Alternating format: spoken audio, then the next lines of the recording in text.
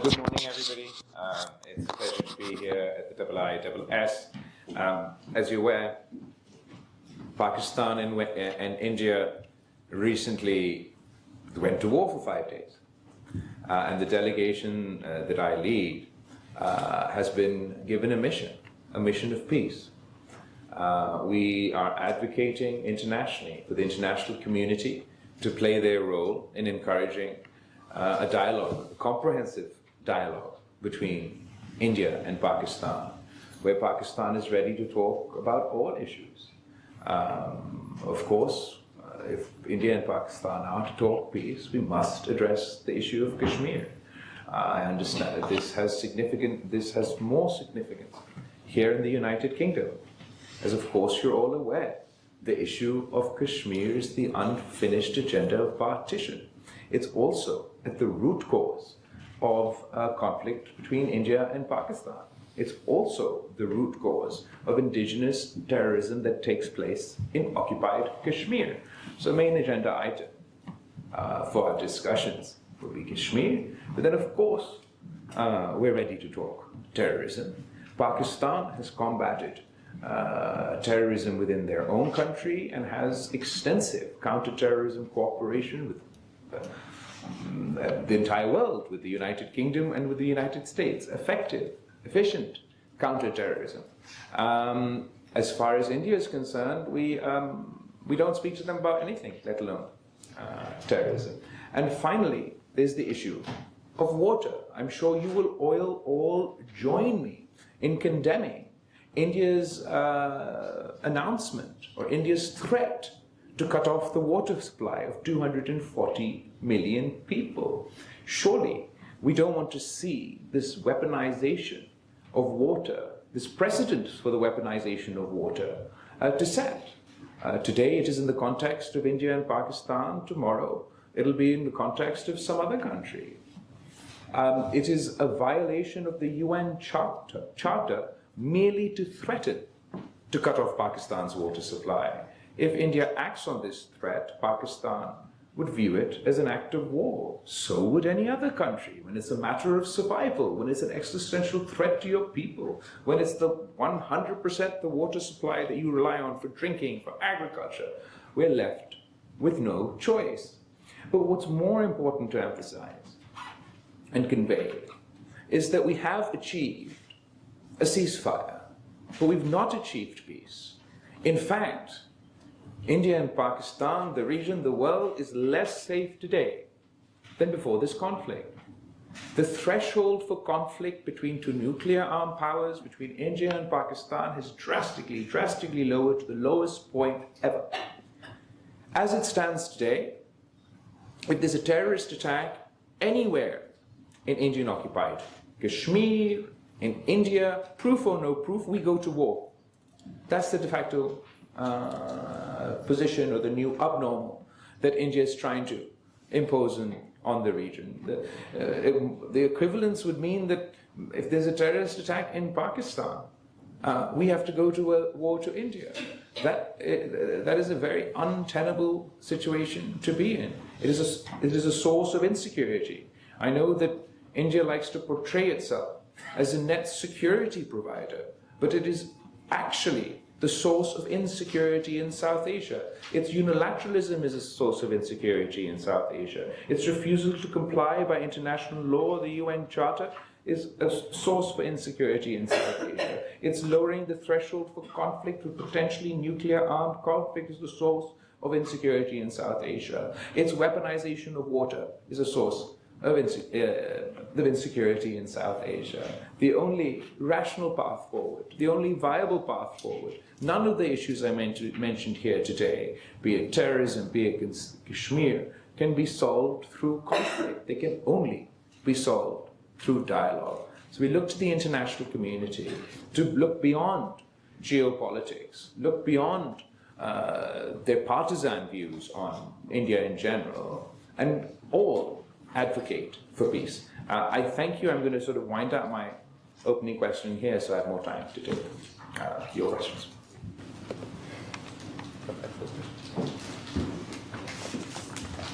Thank you very much. Um, the floor is open. I'd like to start myself by just posing a question, if I may, to you, Mr. Bhutto. That is, I mean, the request, the plea, the proposition is for dialogue. But is there, as it were, a peace plan? Do you have a peace plan in mind, or is it all dependent upon, as it were, that initial contact, that opening of a dialogue? So more than a plea, this is a commitment made to Pakistan by the international community, or by those key stakeholders that were involved in helping us achieve this ceasefire. Pakistan maintains that we agreed to this ceasefire at a time of the conflict where we had the military upper hand.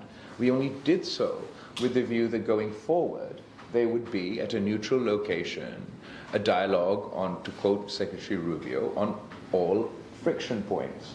As far as our peace, sort of a dialogue plan or peace plan is concerned, the three issues that I outlined in my opening statement, Kashmir, terrorism, and water, those are the significant issues that we feel that within the context of a comprehensive dialogue must be addressed in order for us to move towards peace. Thank you very much. The floor is open. Sir, can you introduce yourself, say who you are, and pose the question? Good afternoon to Bilawal Bhutto Zardari and the visiting Pakistani delegates. My name is Kabir Sabah. I'm an investment banker, but also a political activist, a former parliamentary candidate and special advisor to the Conservative Party, both in opposition and also in government. And I'm also of Kashmiri heritage. I've been born and raised here in the UK. I'm delighted by the reception that you received in Chatham House this morning, and of course in the US in the last couple of days. One of the things that I would like to bring to your attention is the importance of international trade. As you know, the American president cited the criticality of moving forward with a peace plan that is rooted in international trade, amongst many other things. Therefore, to what extent are you looking to engage? You've met various parliamentarians, with think tanks, with academics. But what about the business community? What about those people who are leading multinational corporations, in some cases of Indian heritage, who will recognize the opportunities that a renewed peace effort between India and Pakistan will bring from a trade point of view? So therefore, I urge you to ensure that this part of the consensus that you're looking to build, to understand Pakistan's narrative and how Pakistan can move forward is not forgotten. Thank you very much. Thank you. I think that's a good suggestion. We will, going forward, engage more of the business community. Trade is absolutely one of the peace dividends that would not only benefit India and Pakistan, but also the rest of the world that engages there economically. India and Pakistan at the moment do not trade with one another. Just the direct trade between our two countries would unlock such potential and pave the way for even more prosperity for the people of India and the people of Pakistan. We also, as a result of this conflict, no longer allow transit trade. That would benefit not only India and Pakistan, but all those who stand to benefit. Thank you, sir. Hello, my name is Farid Qureshi. I'm from DIY News. My question is from Bilawal Bhutto Zardari. Traditionally, Pakistan has maintained a balance between China and West. So how do you see that balance going forward following the Pahalgam incident and Pakistan-India war? I think that Pakistan has always played the role of a bridge. We don't seek to be divisive, and we don't benefit from conflict. There are other countries in the region who benefit from conflict and sort of perpetuate that environment. Pakistan would like to be a bridge, as we were in the past, between the United States and China. We have economic cooperation with both countries. We have the China-Pakistan Economic Corridor, obviously, which is, I'm sure you're all aware of. Also, the US is our biggest trading partner. So we are engaged with both countries, but we would like to see ourselves as a bridge rather than a divisive force. Thank you very much. Rob.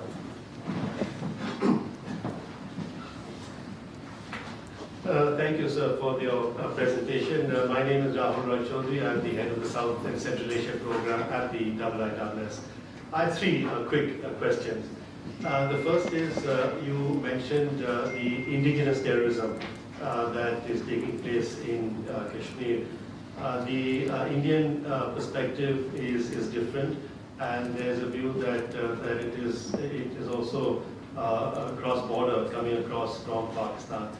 What are you able to tell the Indian side in terms of your understanding of this, and in terms of being able and willing to counter this from within Pakistan, because Pakistan has been a huge victim of terrorism itself for all these decades, and the empathy clearly must be there. My second question is on talks. As you said, that there is clearly an interest in talks. Are these talks conditional or unconditional? Because in the past, the Pakistani perspective, official perspective on talks, were that they would be conditional on the reversal or the revocation of Article 370 in August 2019 over Kashmir. And my final point is on the Indus Water Treaty. I mean, I agree with you. I think, for India, the fight with Pakistan is not against the people of Pakistan. And the Indus Water Treaty, sadly, is a reflection of that. That should not take place. But having said that, is Pakistan able and willing, when I hope talks do take place on the IWT, to look at modifications within the IWT in terms of the changes in population, changes in demography, but also climate change issues on the water flows from India to Pakistan? Thank you. As to terrorism, obviously there's multiple forms of terrorism. There's indigenous terrorism, there's cross-border terrorism. On cross-border terrorism, Pakistan has been very successful in countering cross-border terrorism. Since 2000 and, as far as the India, groups of concern to India, that's the best way to put it. Against those groups, Pakistan has taken extensive action. And this action has been endorsed by the FATF. When I was the foreign minister of Pakistan, Pakistan was on the FATF grey list. And by the end of our term, we've managed to shift from the FATF to the grey list to the FATF white list, which means the international community endorses the actions that Pakistan took against said groups. We filed 2,645 terrorism financing cases, arrested 2,727 individuals, 549 persons have been convicted. Over 2,000 individuals and more than 80 organizations have been prescribed under the Anti-Terrorism Act. LETE, LEM are dysfunctional, inactive, and have not claimed any act of terrorism within Pakistan or beyond. As far as indigenous terrorism, I believe that given, as I mentioned the issue of Kashmir in my opening remarks, India has to come to the understanding that not all terrorism is cross-border. And when people from within the country that you control or the borders in which you control conduct an act of terror, it is your own national security failure that in such a highly militarized zone, after having gone to war, you still to this day cannot tell the world who the terrorists were. I mean, in this digital satellite world where every picture is produced within 30 seconds, for 2 months now, they've not been able to share with their own people, let alone with Pakistan or the international community, the names of the terrorists involved in this attack. And I'm pretty sure I know why. That's because these individuals are most likely from Indian-occupied Kashmir. They've been living under a state of consistent suppression and oppression by the Indian government, which has increased drastically post-2019. When you're living in that environment, unfortunately, people resist, people react. Then they provide the cannon fodder for terrorist organizations to use for their nefarious designs. If the Indian government were able to share with us any proof that these individuals came from Pakistan, who they were, where they crossed, where they came from, of course we'd be happy to take action, but they just haven't done that. Because the truth of the matter is, whether it is this terrorist incident or the attack in 2019, both are orchestrated by indigenous terrorism within Kashmir. The second question was Indus Water Treaty? On talks, the conditional or unconditional. So you're absolutely right to note that Pakistan's past position used to be that until they reverse the changes that they made in 2019, Pakistan is not really willing to talk. We would still seek for India to reverse their unilateral, illegal steps. But before this conflict broke out, it was actually here in the United Kingdom at our High Commission that the Foreign Minister of Pakistan publicly in a press conference stated that they were keen to engage in dialogue with India. And also to refer to an early question, he was talking about trade, that Pakistan wanted to trade with India. So, and within the context of this conflict, or post this conflict, it's not conditional talks. I think they're important to have those talks as long as they're in the framework of a comprehensive dialogue which allows us to address all issues. We can't have talks that are just one-item agenda talks. It has to be within a framework. So the framework so you can put this, I suppose, as a condition, is that we want to talk comprehensively over all issues of concern to both parties, or all friction points, to quote Marco Rubio. And in this water treaty, we can talk water, but only within the confines of the Indus Water Treaty itself. And then absolutely, we're happy to engage with any concern that India has, but what India has done is illegal. It doesn't have any basis in the treaty itself. It doesn't have any basis in international law. They've unilaterally allowed, unilaterally announced they're going to cut off our water. And as you say, the enemy shouldn't be the people of Pakistan. But as India has demonstrated over the course of the 5-day war and slightly before, post this terrorist attack, that Mr. Modi and Mr. Modi's enemy is all the people of Pakistan. In reaction to this terrorist attack, he suspended the Indus Water Treaty, which is cutting off the water supply of each and every single Pakistani. In reaction to this terrorist attack, they claim to have hit so-called terrorist infrastructure. Just as they can't tell you to this day which terrorists were involved in the terrorist attack in Indian-occupied Kashmir, they can't to this day tell you which terrorists they hit in Pakistan, if they were supposedly targeting our terrorist infrastructure. The truth is they didn't. They hit the innocent men, women and children of Pakistan. So India's government is painting all Muslims with the same brush. They demonize an entire community. But using the wolf whistle of terrorism, they demonize the Muslims in India, they demonize the Muslims in Indian-occupied Kashmir, and they demonize the Muslims in Pakistan. I think those are the three questions covered. I've got 2, 3, 4, 2 together at the second rank there, the gentleman with the camera. Thank you very much, Mr. Bhutto, for coming here. My question is this. Who are you? Sir? Who are you? Say your name and organization. My name is Javed. I'm representing PTV News, Pakistan State Television.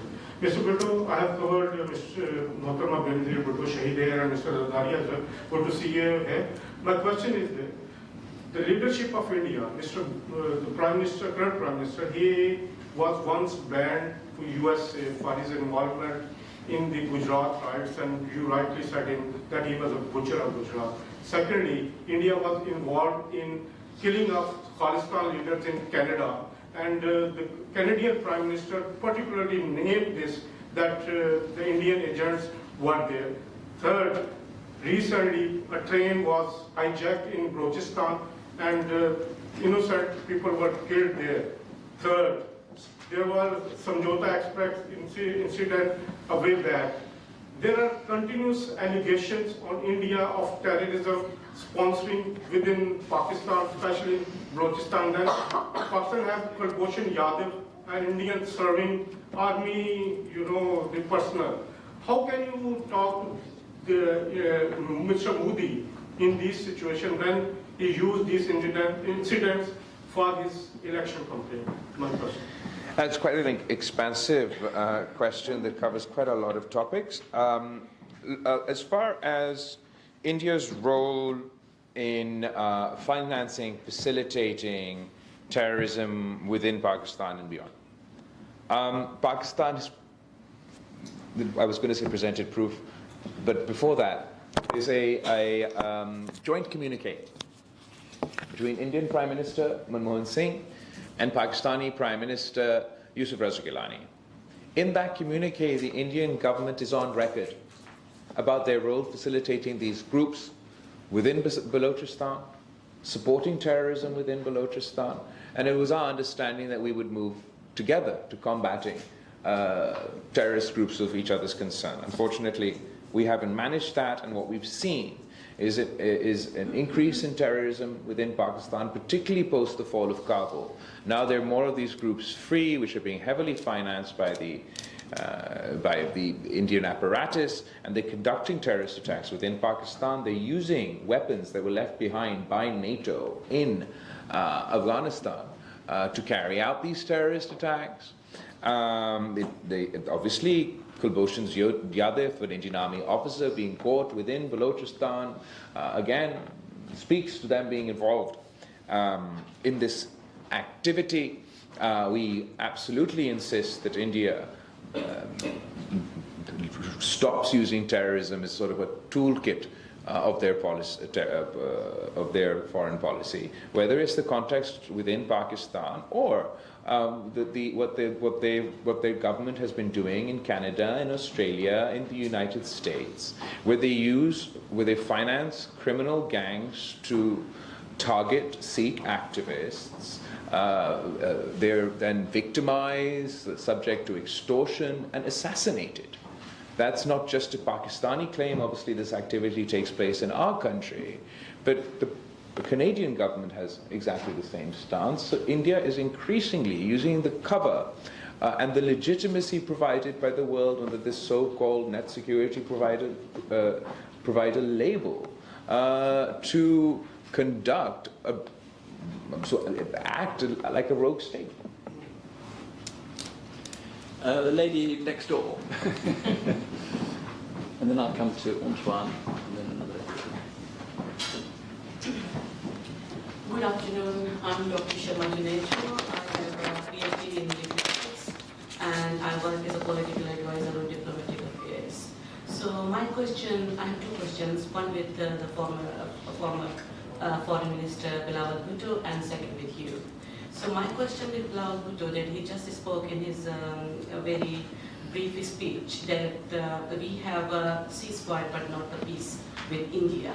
So Pakistani delegation in the US visit and also in the UK visit, you are continuously talking about peace, but how to move forward to the lasting path of peace when India is not ready to talk. So what would be your next step regarding the matter of IWT, because we are having a very major crop season in Pakistan while India has suspended the treaty. So now my next question with you, Mr. Desmond Bowman, that I had masters in diplomacy at SOAS, and Rahul Rai is also there. So what we learned that whenever there is deadlock in diplomacy, the war began, and that is exactly we have seen in the case of India and Pakistan. So why not to bring a forum like IISS should bring an informal kind of dialogue or debates to invite Bilawal Bhutto, Shashi Tharoor, because even there is back-channel diplomacy and informal dialogue, we can move forward towards something. There should be some dialogue, because that is the core of diplomacy. Thank you. Do you want to go first? Over to you, sir. Thank you. I think it's obvious that India has been saying no from day one. They said no to an investigation into an impartial international investigation into the terrorist attack that took place. They say no to mediation for President Trump, and they say no to dialogue with Pakistan. Well, you can't always have what you want. And India didn't, just as India had to accept the ceasefire as a result of intervention, we're looking to the international community to play their role, to encourage a dialogue for us to achieve peace. We're under no delusions. It's not like sort of peace happens in a day. Or, this is a mission, an effort that we continue to advocate for because it's something we believe in passionately. We refuse to damn the 1.7 billion people of the subcontinent to perpetual war. We fought perpetual war generation after generation over Kashmir. More recently, we've been fighting over terrorism. Now, the Indian government would like to damn future generations to perpetual war over water. We advocate for peace for our own people and for the people of India. As far as the Indus Water Treaty is concerned, absolutely, I would strongly encourage the Pakistani government to challenge India's decisions at the appropriate forums. I'm sure we are doing that. As we speak, as you know, I'm abroad here speaking to you, so the details I can get back to you, but absolutely we have to challenge it within the legitimate forums, raise our voice internationally, and we expect from the international community to raise this issue across the board, no matter what their position on India, Pakistan, vis-a-vis terror, vis-a-vis Kashmir. This is a humanitarian issue. This is the question of the water supply for 240 million people. I'm sure that this is not a position that India will be able to sustain. They don't have the moral high ground. This is the lowest of the low ground. I'd like to see the Indian government try to perpetuate this position that we're going to shut off Pakistan's water supply in perpetuity. They're going to be unable to do so. If they continue to do so, then they'll lose this facade, and it is just a facade of a great superpower acting in a responsible way. The mask will come off of the Modi government and the way it's come off for the Muslims of India, and the way it's come off for the people of Pakistan eventually. If they're going to continue to insist on cutting off the water supply for 240 million people, then the international community will see I was going to say butcher trap, I suppose I'm not meant to. We'll see Mr. Modi for who he is. Well, I wasn't in the business of answering questions on behalf of IISS, and I wouldn't want anybody to think that the IISS has magical powers to mediate. But the fact of the matter is that when it comes down to it, the parties involved in strife have to talk to each other, whether through the front door or the back door, and that's not happening. But I understand your point. I've got a lady who has had her hand up, and then I'll come to Ottoman. My name is Safina Khan from Azad and New TV. Mr. Bilawal, my question is very simple and short. Do you believe Pakistan can get support from UK and US on Kashmir issues? Thank you. I think it's a question of not Pakistan not getting support for itself, but Pakistan getting support for peace.